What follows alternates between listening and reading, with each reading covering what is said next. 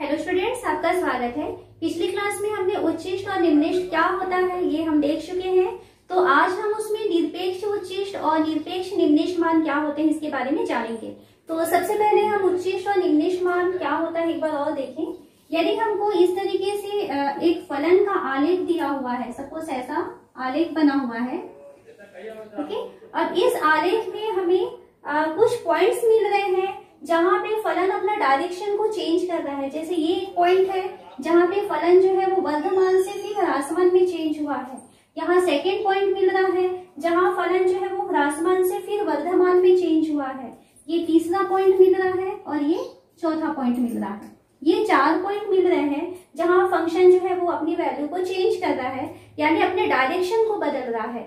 तो जिस पॉइंट पे फलन अपने डायरेक्शन को बदल देता है, यानी वो बढ़ते हुए जा करके फिर वापस घटता है या घटते हुए फिर वापस वो बढ़ जाता है, तो वो पॉइंट कहलाते हैं क्रांतिक बिंदु। तो ये इसमें हमें इस फलन में 4 क्रांतिक बिंदु मिल रहे हैं, 1, 2, 3 और 4। तो ये क्रांतिक बिंदु होते हैं। और क्रांतिक बिंदु की वैल्यू हम कैसे ज्ञात करते हैं? तो क्रांतिक बिंदु के लिए हम f' की वैल्यू को 0 करते हैं। क्यों हम f' की वैल्यू 0 करेंगे? क्योंकि क्रांतिक बिंदु पे अगर हम फलन की स्पर्श रेखा खींचे तो ये फलन की जो स्पर्श रेखा है, ये स्पर्श रेखा x अक्ष के समांतर होती है। ये x अक्ष है और ये y अक्ष है। तो जो क्रांतिक बिंदु होते हैं उन क्रांतिक बिंदु पे फलन की स्पर्श रेखा x अक्ष के समांतर होती है। इस कारण से हम f' की वैल्यू को 0 करते हैं और इससे हमें x के कुछ वैल्यूज मिलेंगे। सपोज x के हमको यहाँ जैसे 4 वैल्यूज, इन चारों पे ही हम बात करें। मान लीजिए हम इसको लिखते हैं, यहाँ पर लिख रहे हैं a1 है, ये a2 है, ये a3 है और ये a4 है। इन सारे पॉइंट्स पे जो f' की वैल्यू है अगर हम 0 करें तो हमको क्या मिलेगा? x की वैल्यू a1, a2, a3 और a4। ये जो है बिंदु कहलाते हैं क्रांतिक बिंदु।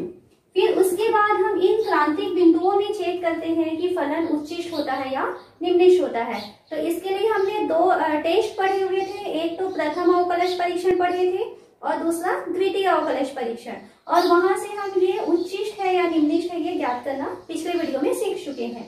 अब यहाँ पे देखिए, जैसे हम इसी ग्राफ के बारे में बात करें तो हमें 2 उच्चिष्ट बिंदु मिल रहे हैं। एक तो यहाँ पर मिलेगा और दूसरा ये उच्चिष्ट बिंदु, यानी a1 और a3, ये दोनों पॉइंट जो है ये उच्चिष्ट मान देते हैं। तो ये उच्चिष्ट बिंदु हुआ और सेकेंड जो a3 है ये भी उच्चिष्ट बिंदु हुआ। तो हमें 2 उच्चिष्ट बिंदु प्राप्त हो रहे हैं। अब इन दोनों उच्चिष्ट बिंदुओं में जो सबसे ज्यादा वैल्यू देता है, तो जिसकी हाइट ज्यादा है, देखिए यहाँ पे ये f(a1) है और यहाँ पर ये जो है ये f(a2) है। तो आप देख सकते हैं जो f(a2) की वैल्यू है वो सबसे ज्यादा आ रही है, जो उच्चिष्ट पॉइंट्स है। तो f(a2) ये कहलाता है निरपेक्ष उच्चिष्ट मान।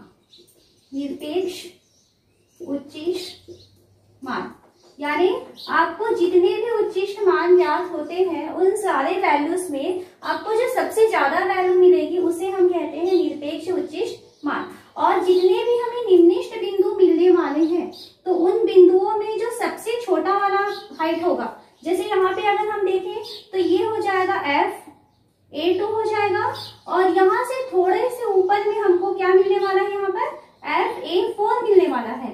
तो क्योंकि हम निम्निष्ट के बारे में बात कर रहे हैं तो सबसे कम हाइट किसकी है? f(a2) की। तो f(a2) जो है यहाँ पर f(a3) है, ये सॉरी f(a3) जो है वो निरपेक्ष उच्चिष्ट मान हुआ था और a2 और a4 में से जो a2 वाली हाइट है ये कम आ रही है, तो f(a2) जो है वो क्या कहलाएगा? निरपेक्ष निम्निष्ट मान कहलाएगा, निम्निष्ट मान। तो यहाँ से आपको कॉन्सेप्ट समझ में आ गया होगा कि जब हमें निरपेक्ष उच्चिष्ट या निरपेक्ष निम्निष्ट मान ज्ञात करना है तो उसके लिए हम वे सारे पॉइंट्स निकालते हैं जो हम इसके पहले टेस्ट में निकाले थे, जो क्रांतिक बिंदु होते हैं। ओके, तो क्रांतिक बिंदु कैसे ज्ञात करना होता है? f' की वैल्यू 0 करेंगे और उसके लिए x की वैल्यू को 0 करने पर हमको जो पॉइंट्स मिलेंगे वे उसके क्रांतिक बिंदु कहलाएंगे। और यदि हमें यहाँ पर इंटरवल दिया जाएगा, सपोज मान लीजिए हमको ये इंटरवल कहता है कि आप इस इंटरवल से इस इंटरवल के बीच की वैल्यूज बताइए, तो ये दोनों इंटरवल के बीच जितने भी उच्चिष्ट और निम्निष्ट पॉइंट्स मिलेंगे, ये 4 पॉइंट्स मिल रहे हैं और इन चारों पॉइंट्स के अलावा यहाँ एक पॉइंट है, यहाँ एक पॉइंट है, मतलब ये वाला पॉइंट और यहाँ से ये वाला पॉइंट, ये वाला। ओके, तो जो इंटरवल के जो बाउंड्री पॉइंट्स होते हैं वहां पर भी हम फंक्शन की वैल्यू निकालते हैं। तो यहाँ जैसे मान लीजिए इंटरवल जो है ए बी दिया है, सपोज इस ए बी इंटरवल के बीच में हमको 4 क्रांतिक बिंदु मिले थे। कौन कौन से? A1, A2, A3 और A4। ये 4 तो हमें क्रांतिक बिंदु मिल गए थे। तो इन चारों क्रांतिक बिंदुओं में तो हमें फंक्शन की वैल्यू निकालनी है, यानी हम किसकी वैल्यू निकालेंगे? FA1 की वैल्यू, FA2 की वैल्यू, FA3 और FA4। ये चारों जो क्रांतिक बिंदु थे वहां पे हम फलन के मान निकालेंगे। उसके अलावा जो इंटरवल के जो बाउंड्री पॉइंट्स थे वहां पे भी हम फंक्शन की वैल्यू निकालेंगे। तो FA पहला बाउंड्री पॉइंट था और सेकंड तरफ आ रहा था FB। तो इस तरीके से आपको क्या करना है कि जो फंक्शन दिया जाएगा उस फंक्शन में आपको पहले क्रांतिक बिंदु ज्ञात करना है, उस क्रांतिक बिंदु के बाद में उस क्रांतिक बिंदुओं पे आपको फंक्शन की वैल्यू निकालनी है। उसके अलावा जो इंटरवल दिया जाएगा उसके भी आपको पॉइंट्स पे क्या लेना है, उसके फंक्शन की वैल्यू निकालनी है। और इन सारी वैल्यूज में जो हमने अभी इस वाले एग्जांपल में देखा, जितनी भी 6 वैल्यूज आ रही हैं, इसमें से जो सबसे ज्यादा वैल्यू होगी वो उसका निरपेक्ष उच्चिष्ट मान कहलाएगा और इन सभी में से जो सबसे छोटी वैल्यू होगी वो उसका निरपेक्ष निम्निष्ठ मान कहलाएगा। तो इस तरीके से क्वेश्चन को सॉल्व करते हैं। तो एक एग्जांपल देखते हैं जिससे कि आपको ये अच्छे से समझ में आ जाएगा। यहाँ हम एक क्वेश्चन लेते हैं, हमें दिया हुआ है अंतराल 1-5 में फलन f(x) = 2x³ - 15x² + 36x + 1 द्वारा प्रदत्त फलन के निरपेक्ष उच्चतम और निरपेक्ष निम्नतम मान को ज्ञात कीजिए। तो यहाँ देखिए जो हमें फंक्शन दिया हुआ है, फंक्शन को लिख लेते हैं। पहले क्या दिया है? f(x) = 2x³ - 15x² + 36x + 1, ये हमको फंक्शन दिया है। तो सबसे पहला काम करना है कि इसके क्रांतिक बिंदु ज्ञात करने हैं कि क्रांतिक बिंदु क्या क्या हो सकते हैं। तो इसके लिए हमें f' की जरूरत होगी। f' की वैल्यू 2 × x³ का अवकलन 3x² - 15x² का अवकलन 2x + 36 और 1 का अवकलन क्योंकि कांस्टेंट है तो वो 0 हो जाएगा। देन f' की वैल्यू हमको मिल रही है 6x² - 30x + 36। ये हमको f' की वैल्यू मिल चुकी। हमें क्रांतिक बिंदु ज्ञात करना है तो f' की वैल्यू को 0 करना होगा। तो f' = 0 रखने पर क्या हो जाएगा? ये हमको मिल जाएगा 6x² - 30x + 36 = 0। तो इसको गुणनखंड विधि या किसी भी मेथड से हम सॉल्व करेंगे और x की वैल्यूज देखते हैं कि x की क्या क्या वैल्यूज आएंगी।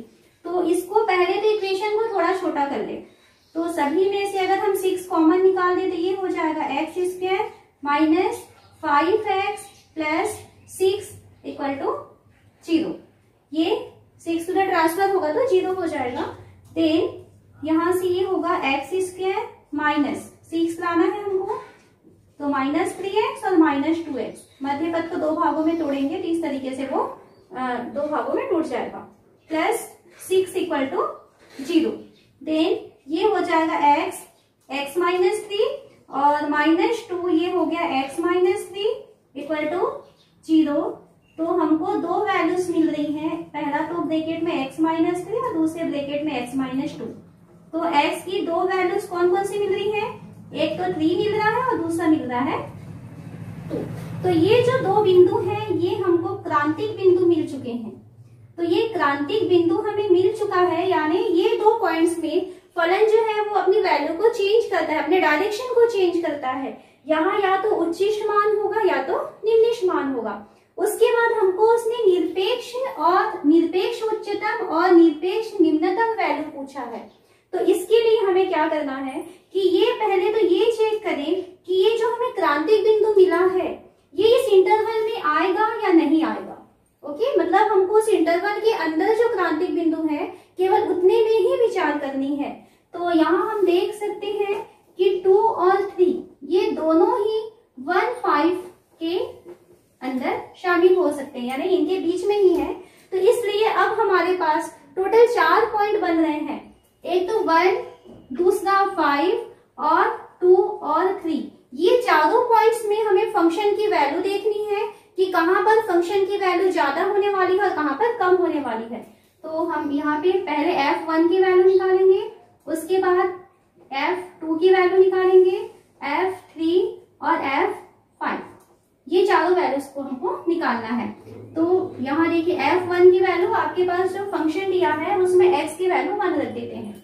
तो 2 इंटू 1 की पावर 3 माइनस 15 इंटू 1 की पावर 2 प्लस 36 1 प्लस 1, तो ये हो जाएगी 2 माइनस 15 प्लस 36 प्लस 1। तो यहाँ ये हो जाएगा 36 और 1 37, 37 और 2 39 हो गया। 39 में हमको 15 को माइनस करना है, तो यहाँ ये हो जाएगा 24, यहाँ से 24 मिल गया। उसी तरीके से हम f2 की वैल्यू निकालें तो इस fx में जहाँ x है वहां पर हमको 2 रखना है, तो ये हो जाएगा 2 इंटू 2 की पावर 3 माइनस 15 इंटू 2 की पावर 2 प्लस 36 इंटू 2 और प्लस 1। सॉल्व करें तो ये हो जाएगा 8 इंटू 2 60 माइनस 2 की पावर 2 यानी 4, तो ये हो जाएगा 60 प्लस यहाँ पर मिलेगा हमको 72 प्लस 1। तो इसको सॉल्व करें तो 72 और 16 कितना हो जाएगा, ये 88 हो गया। ये 88 और 1 89 में से हमको 60 को माइनस करना है, तो कितना आ रहा है हमको 29। तो इसकी वैल्यू हमको मिल रही है 29, फर्स्ट में मिला था 24। थर्ड हम f3 देखें तो 2 इंटू 3 की power 3 minus 15 3 2 plus 36 into 3 plus 1। इसे सॉल्व करें तो ये 3 की पावर 3 यानी 27 इंटू 2 54 माइनस 3 की पावर 2 यानी 9 इंटू 15 135 प्लस 36 इंटू 3, ये हो जाएगा 108 प्लस 1। तो देखते हैं ये तीनों प्लस वाले हैं, तो 109 और 54, तो 109 और 54 का प्लस करेंगे तो ये हो जाएगा 163 में से हमें 135 माइनस करना है, तो यहाँ मिलेगा 820, तो यहाँ पर हमको मिल रहा है 28। ये तीसरी वैल्यू हुई। और चौथी वैल्यू हमको f5 की चाहिए, तो जहां जहां x है वहां पे 5 रख देते हैं, तो 2 5 क्यूब माइनस 15 इंटू 5 की पावर 2 प्लस 36 इंटू 5 प्लस 1। और इसको सॉल्व करते हैं तो 5 की पावर 3 मतलब 125 into 2 250 minus 25 into 15 375 plus 36 into 5 करेंगे तो ये हो गया 0 और 5 3 15 और 3 18 हो गया और ये प्लस 1 ये आ रहा है। तो यहाँ देखिए ये और ये तीनों प्लस वाले हैं और इसमें हमको 375 को माइनस करना है, तो इक्वल टू हो रहा है 431 माइनस 375। तो 431 में 375 माइनस कर दें तो यहाँ 6 मिला और 12 में 7 ये 5 हो गया, यानी हमको यहाँ पर मिल रहा है 56। तो यहाँ पर इन चारों मानों से हम ये देखते हैं कि जो सबसे छोटा मान है वो 24 है, तो हम क्या कहेंगे कि जो 24 है वो उसका निरपेक्ष निम्निष्ठ मान है जो बिंदु x = 1 पर प्राप्त हुआ, और जो सबसे अधिकतम मान है वो 56 आ रहा है, तो हम क्या कहेंगे कि x = 5 पर निरपेक्ष उच्चिष्ट मान 56 है। तो यहाँ इसकी कार्यविधि आपको ध्यान रखना है। आपको जो फंक्शन दिया जाएगा उस फंक्शन के लिए सबसे पहले तो आपको क्रांतिक बिंदु ज्ञात करने हैं, फिर उन क्रांतिक बिंदुओं को आपको ये देखना है कि जो इंटरवल दिया हुआ है उस इंटरवल में वो क्रांतिक बिंदु है या नहीं है। और उसके बाद सारे पॉइंट्स में आपको चेक करना है, जो सबसे ज्यादा वैल्यू है वो निरपेक्ष उच्चिष्ट मान होगा और जो सबसे कम वैल्यू है वो उसका निरपेक्ष निम्निष्ठ मान होगा। तो इसके और एक क्वेश्चन सॉल्व करते हैं। नेक्स्ट हमें क्वेश्चन दिया हुआ है, फलन f(x = x - 1² + 3) का अंतराल -3 1 में निरपेक्ष उच्चतम और निरपेक्ष निम्नतम मान ज्ञात कीजिए। तो फंक्शन हमें दिया है f(x = x - 1² + 3). तो सबसे पहले क्रांतिक बिंदु ज्ञात करने के लिए हमें निकालना है f' की वैल्यू। तो f' यानी इसका हम x के सापेक्ष अवकलन करें तो क्या हो जाएगा, देखिए 2x - 1 और x - 1 का वापस अवकलन करेंगे तो वो 1 हो जाएगा और 3 का अवकलन हो जाएगा 0। तो f' की वैल्यू हमको क्या मिल रही है, 2x - 1 मिल रहा है। इसकी वैल्यू को हम 0 रखने पर देन यहाँ से 2x - 1 = 0 हो गया। देन x की वैल्यू हो जाएगी 1। तो x की वैल्यू 1 कहलाएगा इसका क्रांतिक बिंदु। यहाँ पे हमको इस क्रांतिक बिंदु को चेक करना है कि इस इंटरवल में है या नहीं है। तो यहाँ हम देख सकते हैं कि 1 जो है वो बिलोंग करता है किस पे, -3 1, क्योंकि ये क्लोज्ड इंटरवल है इसलिए 1 इसमें शामिल हो गया। अब यहाँ पे इस क्वेश्चन में हमारे पास केवल 2 ही पॉइंट्स मिल रहे हैं, -3 और 1, और इन दोनों पॉइंट्स में हमें इस फंक्शन की वैल्यू को चेक करनी है। तो इसके लिए हमको f-3 की वैल्यू एक बार निकालेंगे और सेकेंड टाइम में हम f1 की वैल्यू निकालते हैं।